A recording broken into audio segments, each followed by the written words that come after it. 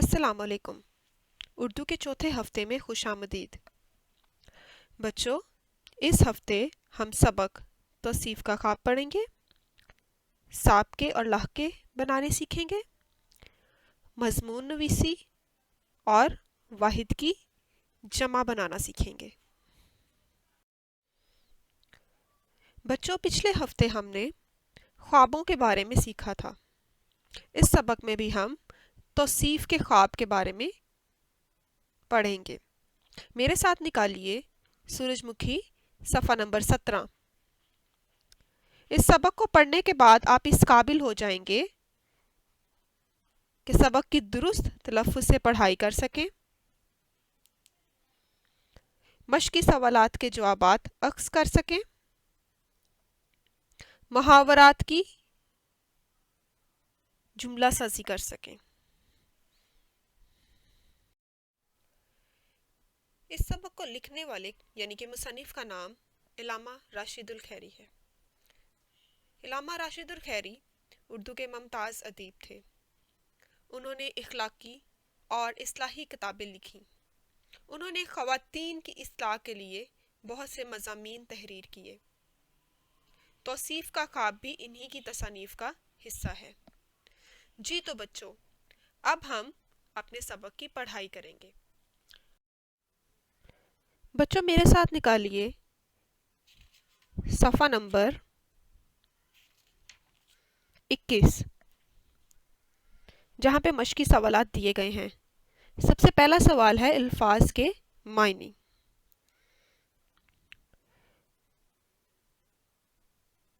तायरान। तायरान कहते हैं तायर की जमा को, यानी कि परिंदे। मुसम्मम यानी कि मजबूत। मस्तगर्क डूबा हुआ। ऐवान महल शादी मर्ग खुशी से मर जाना। अब हम मुहावरात के मायने देखेंगे। पहला मुहावरा है दंग रह जाना, यानी कि हैरान रह जाना। आसमान पर सितारे देखकर मैं दंग रह गया। बाग में रंग बिरंगी तितलियां देखकर मैं दंग रह गया। कठपुतली बनना, यानी कि इशारों पर काम करना। नौकर अपने मालिक की कठपुतली बना रहता है। रकत तारी होना, होश खो देना। जब मैंने सांप को अपने सामने देखा तो मुझ पर रकत तारी हो गई। खाक ना मालूम होना, कुछ मालूम ना होना। तौसीफ ने अपने बेटे की बीमारी का पता लगाने की बहुत कोशिश की, मगर उसे खाक ना मालूम हुआ। हालत रद्दी होना, बहुत बुरी हालत होना। बीमारी की वजह से तौसीफ की हालत रद्दी हो गई। अब हम मश्की सवालात के जवाबात की तरफ बढ़ेंगे। बच्चों, सवाल नंबर 3 है मुख्तसर सवालात के जवाबात, जिसमें पहला सवाल है तौसीफ जहेज में क्या लेकर ससुराल पहुंची थी। तौसीफ जहेज में इस्लाम की असमत लेकर ससुराल पहुंची थी। दूसरा सवाल है तौसीफ के दिल पर क्या देखकर चोट लगी थी। तौसीफ के दिल पर क्या देखकर चोट लगी थी, सोचिए। टूटी हुई मस्जिद देखकर तौसीफ के दिल पर चोट लगी थी। सवाल नंबर 3 है वापसी पर तौसीफ ने क्या देखा। वापसी पर तौसीफ ने झोंपड़ी में एक गरीब औरत को बैठे हुए देखा जो बहुत परेशान थी। चौथा सवाल है तौसीफ के बड़े लड़के को क्या हो गया था। सोचिए। तौसीफ के बड़े लड़के को बहुत तेज बुखार हो गया था और वो बहुत शदीद बीमार था। पांचवा सवाल है कितने عرصہ میں مسجد تیار ہوئی؟ سوچئے کتنے عرصہ میں مسجد تیار ہوئی؟ 1 مہینے میں مسجد تیار ہوئی۔ کا مفہوم اپنے الفاظ میں لکھیں۔ آدمی نہ آدم زاد، سرد موسم، شام کا وقت، مسافت خاک نہ معلوم ہوئی۔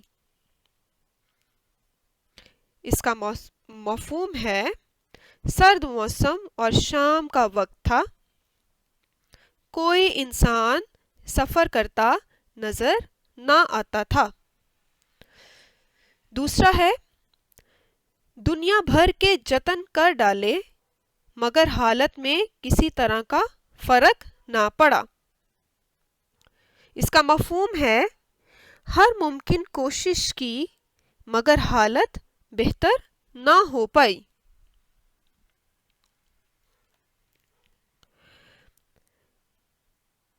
جی تو بچوں، اب ہم پورے سبق کی دہرائی کریں گے۔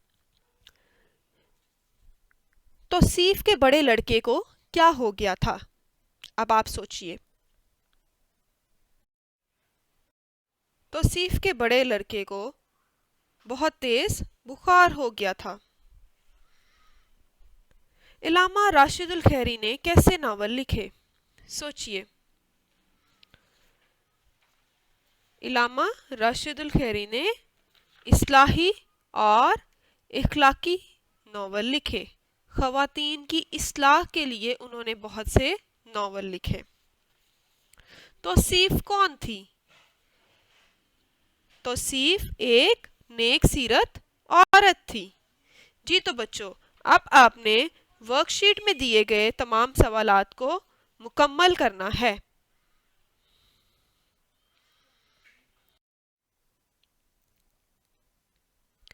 بچوں، اس ہفتے میں ہمارا اگلا عنوان ہے سابقے لاحقے۔ آپ اس قابل ہو جائیں گے کہ سابقے اور لاحقے کی پہچان کر سکیں، سابقوں اور لاحقوں کی مدد سے نئے الفاظ بنا سکیں، سابقے اور لاحقے سے بامعنی لفظ کو الگ کر سکیں۔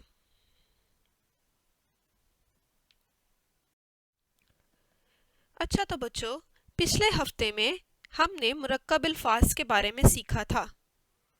سوچئے مرکب الفاظ کسے کہتے ہیں؟ مرکب جملے اور مرکب الفاظ میں کیا فرق ہے؟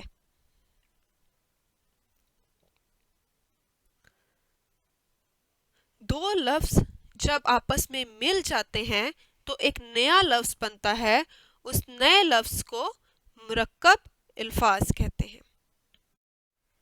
ایسے الفاظ جو دو لفظوں سے مل کر بنے ہوں مرکب الفاظ یا مرکبات کہلاتے ہیں، جیسے خوبصورت، نیک سیرت، تار گھر۔ مرکبات کی ایک قسم اور بھی ہے جس میں کسی بامعنی لفظ سے پہلے یا بعد میں کوئی دوسرا لفظ یا لفظ کا جز یا کوئی حرف بڑھا دیا جاتا ہے، تو یہ زائد لفظ کبھی بامعنی بھی ہوتا ہے، کبھی بے معنی بھی ہوتا ہے۔ مثلا ان پڑھ، نیک مزاج، نا امید، فعل بان۔ اب دیکھیے ان پڑھ میں ان بڑھا دیا گیا ہے، نیک مزاج میں مزاج کے ساتھ نیک کا اضافہ کر دیا گیا ہے، نا امید میں نون الف نا بڑھا دیا گیا ہے، فعل بان میں بان کا اضافہ کیا گیا ہے۔ یعنی کہ بیٹا سابقے لفظ کے شروع میں آتے ہیں اور لاحقے لفظ کے آخر میں آتے ہیں۔ سابقہ قواعد کی روح سے سابقہ کا مطلب ہے کسی مفرد لفظ سے پہلے لگایا جانے والا حرف یا لفظ۔ کچھ الفاظ سے پہلے کوئی حرف یا لفظ لگا کر نئے الفاظ بنائے جاتے ہیں۔ لفظ سے پہلے لگائے جانے والے یہ الفاظ سابقہ کہلاتے ہیں۔ میرے ساتھ فہرست دیکھیے۔ سب سے پہلے والے خانے میں سابقے دیے گئے ہیں۔ اس سے اگلے خانے میں ان سابقوں کے معنی، اس سے اگلے خانے میں مفرد الفاظ اور اس سے اگلے خانے میں نئے الفاظ دیے گئے ہیں۔ نہ، غیر، ان، بے، لا، نہ، یہ تمام سابقے اصل لفظ کی نفی کرتے ہیں، یعنی کہ اس کو نفی کے معنوں میں استعمال کیا جاتا ہے۔ جس طرح ڈر، ڈر کو ڈر کے ساتھ نہ لگا دیا جائے تو وہ نہ ڈر بن جائے گا۔ غیر، حاضر کے ساتھ غیر لگا دیا تو وہ کیا بن گیا؟ غیر حاضر۔ تیسرا سابقہ ہے ان۔ پڑھ کے ساتھ جب ہم ان لگا دیتے ہیں تو بن جاتا ہے ان پڑھ۔ ان پڑھ کا مطلب ہے ایسا شخص جو پڑھا لکھا نہیں ہے۔ چوتھا سابقہ ہے بے۔ کار کے ساتھ بیکار لگ گیا، لا، لا علاج بن گیا، نہ، نہ امید بن گیا۔ اسی طرح اگلا سابقہ ہے لا۔ علاج کے ساتھ لا لگا کر ہم نیا لفظ بناتے ہیں، یعنی کہ ایسی بیماری جو لا علاج ہو، جس کا کوئی علاج نہ ہو۔ امید کے ساتھ نہ لگایا تو نا امید بن گیا۔ ہم کا مطلب ہے ساتھی۔ ہم جماعت، یعنی کہ ایک ہی جماعت کے ساتھی۔ یک کا مطلب ہے ایک، یعنی کہ ایک زبان والے۔ نیم کا مطلب ہے آدھا۔ جب گرم کے ساتھ نیم کا لفظ کا اضافہ کیا تو یعنی اس کا مطلب ہوا آدھا گرم۔ نوح کا مطلب ہے نیا، نوح عمر۔ نیک کا مطلب ہے اچھا۔ مزاج کے ساتھ جب آپ نیک لگائیں گے تو کیا بنے گا؟ اچھے مزاج والا۔ بد کا مطلب ہے برا۔ زبان کے ساتھ جب آپ بد لگائیں گے تو بد زبان بن جائے گا، یعنی کہ بری زبان والا۔ خوش کا مطلب ہے اچھا، خوشگوار۔ ابھی ہم نے سابقوں کے بارے میں سیکھا۔ کچھ سابقے ایسے ہیں جو صرف حرف پر مشتمل ہیں، جس طرح نہ۔ کچھ سابقے ایسے ہیں جو کسی لفظ کے جز پر مشتمل ہوتے ہیں، جس طرح ان، بے، لا۔ کچھ سابقے ایسے ہیں جو مکمل ایک بامعنی لفظ ہوتے ہیں، جس طرح ہم، نیک، خوش، بد۔ جی تو بچوں، سابقے ہمیشہ لفظوں کے شروع میں آتے ہیں۔ اب ہم لاحقوں کے بارے میں سیکھتے ہیں۔ لاحقہ کا مطلب ہے پیچھے یا بعد میں لگائے جانے والے حروف یا الفاظ۔ یہ وہ حروف یا الفاظ ہیں جنہیں کسی حرف یا لفظ کے آخر میں لگا کر نئے الفاظ بنائے جاتے ہیں۔ مثلا عقل کے بعد مند کا اضافہ کر کے عقل مند بنایا جاتا ہے، یہاں مند لاحقہ ہے۔ اسی طرح اس ٹیبل میں دیکھیے، سب سے پہلے لاحقوں کی فہرست دی گئی ہے۔ اگلی فہرست معنی کی دی گئی ہے، اس سے اگلی فہرست میں مفرد الفاظ بنائے گئے ہیں اور اس سے اگلے فہرست میں نئے الفاظ دیے گئے ہیں۔ خانہ، خانہ کا مطلب ہے جگہ یا گھر، باورچی خانہ۔ مند کا مطلب ہے والا، دانش مند۔ یاب کا مطلب ہے پانے والا، فتح یاب، ایسا شخص جس نے فتح پائی ہے۔ ناک کا مطلب ہے بھرا ہوا۔ خطر لگایا آپ نے تو کیا بن گیا؟ خطرناک، یعنی کہ خطرے سے بھرا ہوا۔ نشین کہتے ہیں بیٹھنے والا۔ گوشہ نشین، گوہ کہتے ہیں بولنے والا۔ कम गो यानी कि कम बोलने वाला। दार कहते हैं रखने वाला।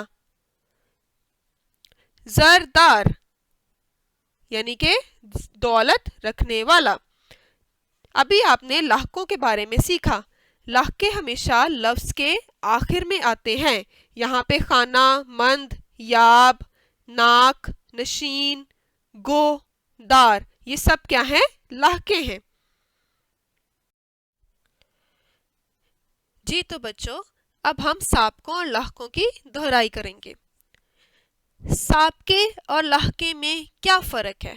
सोचिए, अभी मैंने आपको बताया और बहुत आसान सी मिसाल देकर बताया।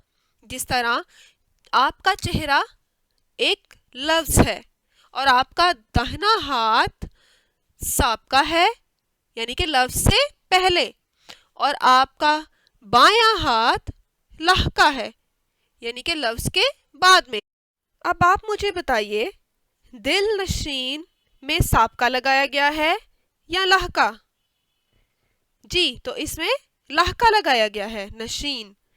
अनगिनत में क्या इस्तेमाल किया गया है, साबका या लाहका? अन साबका है। अक्लमंद में साबका इस्तेमाल किया गया है या लाहका? मंद यहाँ पे लाहका लगाया गया है। अब बच्चों, आपने वर्कशीट में दिए गए साबके और लाहकों के बारे में सवालात को मुकम्मल करना है।